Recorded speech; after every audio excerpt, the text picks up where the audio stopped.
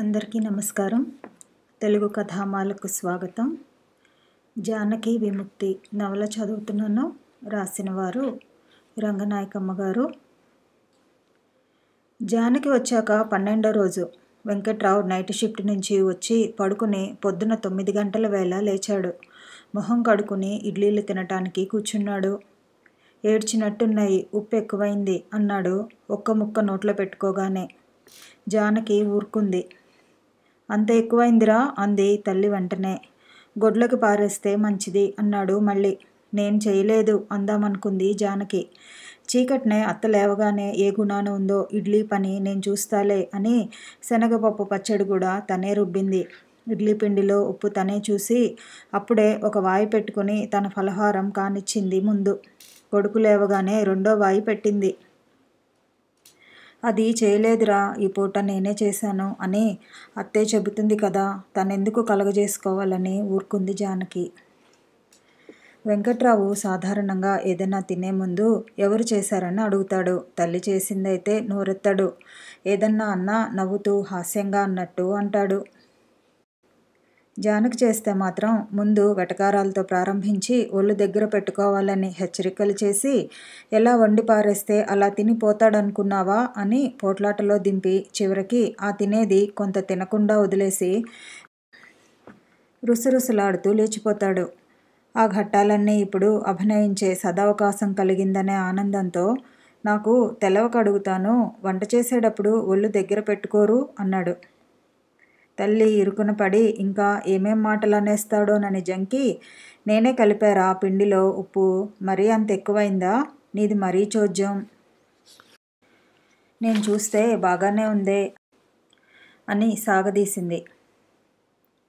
వెంకట్రావు కంగు తిన్నాడు. జానకి మీద మండి పడిపోతూ, ఆ మాట చెప్పవేం, మొద్దులాగా కూర్చుంటావు అన్నింటికి, ఇదొకటి నేర్చావు బాగా, మొండివాడు రాజుకన్నా బలవంతుడని అని పెద్ద పెద్ద కేకలేశాడు. ఇడ్లీలో ఉప్పు ఎక్కువైందని వెంకట్రావు అనగానే ఎవరు చేశారో జానకి చెప్పేస్తే ఆ మాటలన్నీ అనేవాణ్ణి కాను కదా, జానకి ముందు కన్నంలో దొంగలాగా దొరికిపోయేవాణ్ణి కాదు కదా అని గింజుకున్నాడు కొంతసేపు. అప్పటికి తన కేకలో నిరర్ధకం కాకూడదన్నట్టు తల్లితో, పిండిలో ఉప్పు నువ్వు కలిపావని తెలవక అది కూడా మళ్ళీ కలిపిందేమో అన్నాడు. అది నిజం కావచ్చు అన్నట్టు తల్లి, ఏమే, నేను కలిపిన తర్వాత నువ్వేమన్నా కలిపావా అని కోడల్ని అడిగింది. జానకి తెల్లబోయి తల వంచుకొని బియ్యం ఏరుతూ, నేను కలపలేదు అంది. అంతలో జానకి అని వీధిలోంచి పెద్ద పిలుపు వినబడింది. సత్యం కంఠం అది, జానకి అన్న కంఠం అది. ఇంట్లో వాళ్ళు ముగ్గురు అదిరిపడ్డారు. జానకి అని మళ్ళీ గట్టిగా పిలిచాడు సత్యం. జానకి చేట దగ్గర నుంచి లేచి గబగబా ముందు గదిలోకి వెళ్ళింది.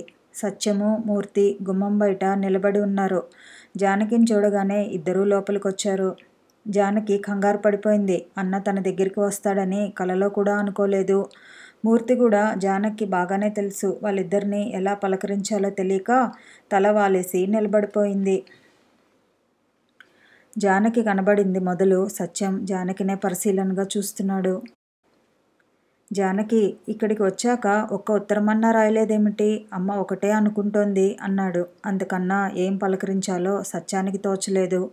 బాగున్నావా అందామనుకుని, కనబడుతూనే ఉందిగా, ఏం బాగుంది అనుకున్నాడు. అంతలోనే గుర్తొచ్చి గుమ్మం దగ్గర పెట్టిన 2 సంచులు లోపలికి తెచ్చి గోడ దగ్గర పెట్టాడు. అమ్మ నీకేదో చేసి ఇచ్చింది అంటూ. మూర్తి ఒక కుర్చీలో కూర్చుని అక్కడ ఉన్న పేపరు చేతిలోకి తీసుకున్నాడు. సత్యం కూడా కూర్చుంటూ జానకితో, నువ్వు కూడా కూర్చో అన్నాడు. వెంకట్రావు వరండాలోంచి పెద్ద పెద్ద అంగలేసుకుంటూ పక్క గదిలోకి వెళ్ళిపోవటం వీధి గదిలో ఉన్న ముగ్గురికి కనబడింది. వరండాకి ఒక పక్కగా పడగ్గది ఉంటుంది. పడగ్గదితో సంబంధం లేకుండా వీధి గదిలోకి వంటగదిలోకి తిరగొచ్చు. కూర్చో, నిలబట్టం ఎందుకు అన్నాడు సత్యం మళ్ళీ జానకిని చూస్తూ.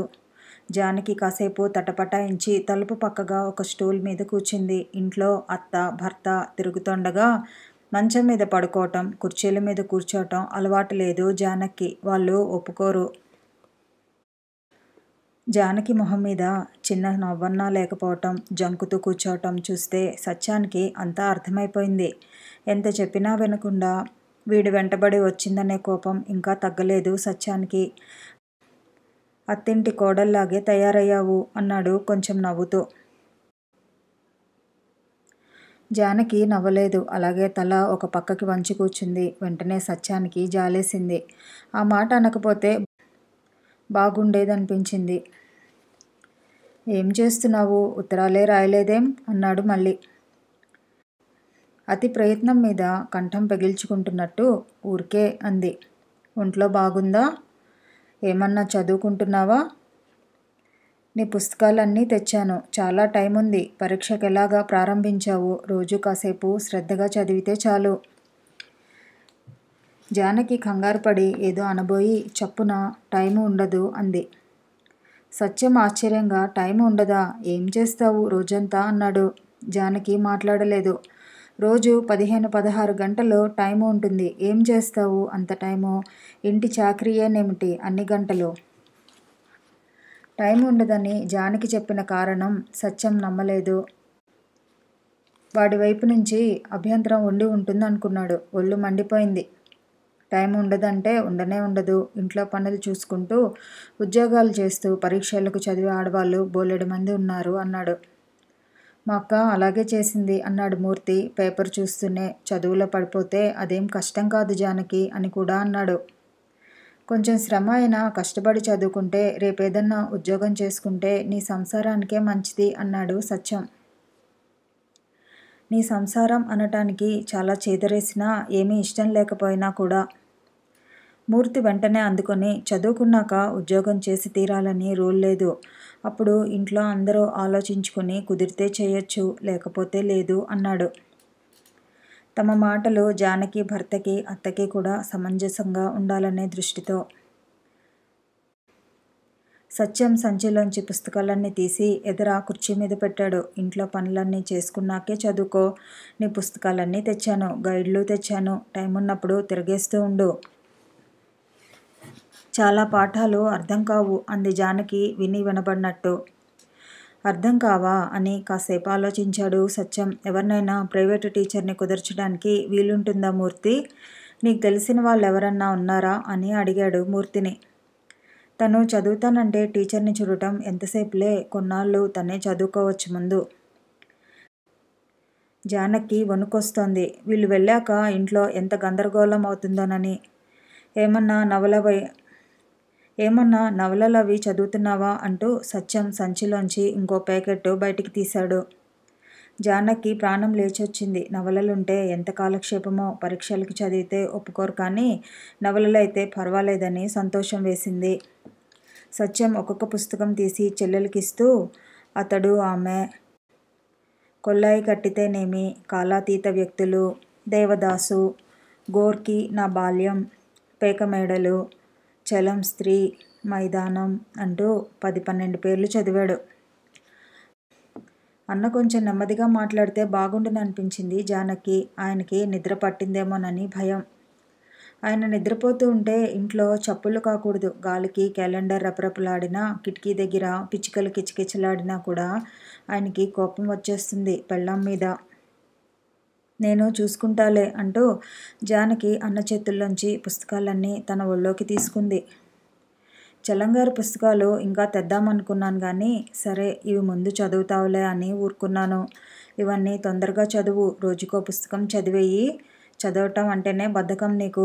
కల్లాపులు వేయమంటే వేస్తావు అందరి వాకిళ్లలోనూ అని విసుక్కున్నాడు సత్యం, కొంచెం కోపంగాను కొంచెం హాస్యంగాను. ఆ ఇంట్లోకి వచ్చే ముందు వీధి వాకిట్లోకి రాగానే చూశాడు. వాకిలంతా కల్లాపు వేసి అద్దంలా ఉండటం. అప్పుడే అన్నాడు మూర్తితో, ఇది జానకి పనే, వీళ్ళకి చాకరీ చేయడానికే వచ్చింది ఇక్కడికి అని.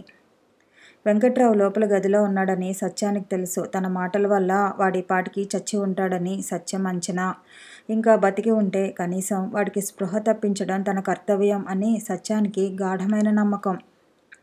జానకి, చలంగారి పుస్తకాలు ఏమైనా చదివావా ఇంతకుముందు అన్నాడు గట్టిగా, ఇంకా ఎవరికో వినబడాలన్నట్టు. వెంకట్రావు లాంటి మొగాలకి చలం సింహస్వప్నం అని సత్యం ఎరుగును. జానకి హడలిపోయి బిక్కమొహం వేసింది. మూర్తి సత్యాన్ని కోపంగా చూశాడు. వచ్చేప్పుడే మూర్తి సత్యానికి ఎన్ని బోధనలు చేయాలో అన్నీ చేశాడు. నీ ప్రవర్తనల వల్ల జానకి ఇబ్బంది రాకుండా చూడు, తెలిసిందా? మన దారిన మనం వచ్చేశాక జానకిని అతనేం గొడవ పెడతాడోనని ఆలోచించి మాట్లాడు, తెలిసిందా అని మరీ మరీ హెచ్చరించాడు. తెలిసింది కానీ అబ్బా వాణ్ణి చంపేయాలోయ్, ఈ జానకి ఒకటి చెప్పినట్టు వినదు అని తెగ విసుక్కున్నాడు సత్యం. మూర్తి నవ్వి, నువ్వే జానకివైతే ఏం చేసేవాడివో అన్నాడు. ఆహా, నేనే జానకినైతేనా? పెళ్లిపీటల మీదే వాణ్ణి 4 గుద్దులేసి చంపేసేవాణ్ణి, లేకపోతే ఆ మర్నాడన్నా. మూర్తి నవ్వి, నీ పిచ్చి మాటలకేం గాని ఇప్పుడు జరగవలసిందేదో చూడు. అక్కడ కాస్త జాగ్రత్తగా ప్రవర్తించు నాయనా. వాళ్ళిద్దరికీ ఎలాగా పెళ్ళైపోయింది, వీలైనంత వరకు వాళ్ళని కలిపి ఉంచడానికే ప్రయత్నించాలి అని హెచ్చరించాడు. కమ్యూనిస్టు మాట్లాడవలసిన మాటలేనా ఇవి అని సత్యం కోపంగా చూశాడు. కమ్యూనిస్టు మాత్రమే మాట్లాడే మాటలు ఇవి.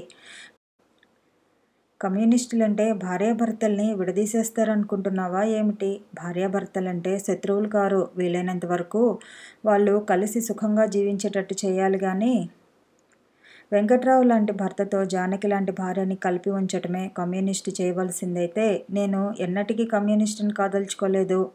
నా సిద్ధాంతం ఏమిటో తెలుసా?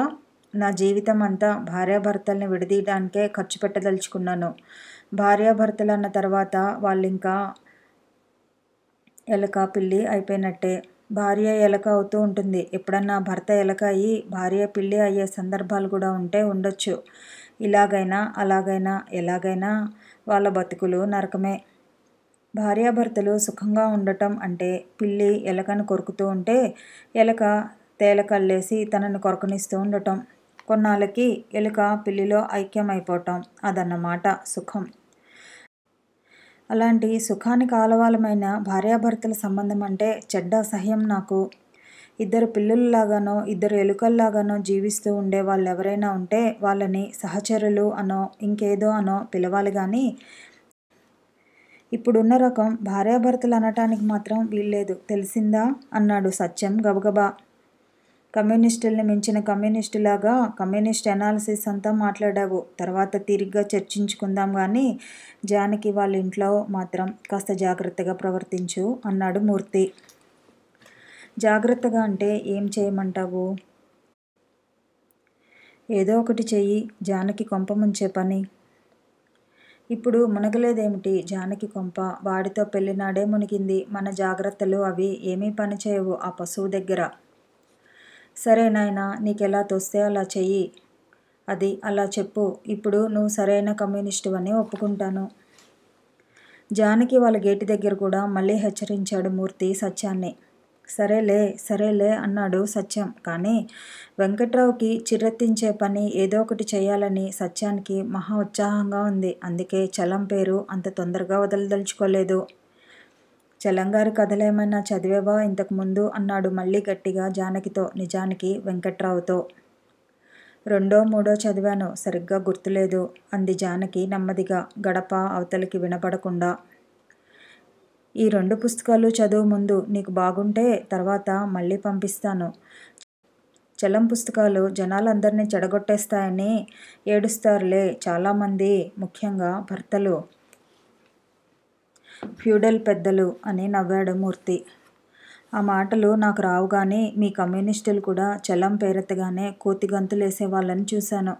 ఈ మధ్యనే వారం రోజుల కిందట అని మూర్తితో ఏదో చెప్పబోయి చప్పున ఆగి ఆ విషయం తర్వాత మాట్లాడదాంలే అని మళ్ళీ జానకిని చూస్తూ, జానకి, ఏమాత్రం తలకాయ పెరగాలన్నా చలంగారి పుస్తకాలు చదవాలి. చలం సాహిత్యం గురించి ఒక విమర్శకుడేమన్నాడో తెలుసా అని కంఠం ఇంకా పెంచి, చలమే లేకపోతే విశ్వనాథ సత్యనారాయణ కుళ్ళు చాతుర్వర్ణ భావాల దుర్గంధంతో తెలుగు సాహిత్యం ఇంకా కంపుకొడుతుండేదన్నాడు. చలమే లేకపోతే కంఠత పట్టేసినట్టున్నావే అని మూర్తి సత్యం వాగ్ధాటిని కళ్ళతో ఆపాడు. ఆ పుస్తకాలు చదవటం జానకి ఇప్పుడే మొదలు పెడుతోంది కదా. ఆ రచయిత ఎలాంటివాడో తనే ఒక అభిప్రాయం ఏర్పరచుకుంటుందిలే. ఆ పుస్తకాలు చదవకముందే ఆయన అంతవాడు ఇంతవాడు అని చెప్తే చదివేవాళ్ళు స్వతంత్రంగా ఎలా ఆలోచిస్తారు అన్నాడు కోపంగా. ఆ మాటలకి సత్యం వెంటనే ఒప్పేసుకున్నాడు. అవును నిజమే, ఏదో సరదా కొద్దీ అనేశాను జానకి. నేను చెప్పిందే మనసులో పెట్టుకోనక్కర్లేదు. చెల్లాన్ని పొగిడేవాళ్ళు ఉన్నారు, తిట్టేవాళ్ళు ఉన్నారు. రెంటికి కారణాలున్నాయనుకో. ఆయన పుస్తకాల్లో మంచి ఉంది, చెడ్డ ఉంది. ఏది ఎక్కువో మనం నిర్ణయించుకోవాలి. నువ్వే చదివి చూడు, నీకెలాంటి అభిప్రాయం కలుగుతుందో చూడు. ఇంకా వేరే రచయిత పుస్తకాలు కూడా ఉన్నాయి. జాగ్రత్తగా అన్నీ చదువు. టైం లేదనటం ఉత్త తెలివి తక్కువ మాట. రోజుకి 24 గంటలు వాడుకో మానుకో అన్నాడు శ్రీశ్రీ. నీకు శ్రద్ధ ఉంటే బోలెడు చదువుకోవచ్చు. ఇంక చాలించమన్నట్టు మూర్తి సత్యం కాలు నొక్కాడు. కథ కొనసాగుతుంది. మళ్ళీ కలుసుకుందాము. వీడియో నచ్చితే లైక్ చేయండి, షేర్ చేయండి, కామెంట్ చేయండి. ఛానల్ని సబ్స్క్రైబ్ చేయండి.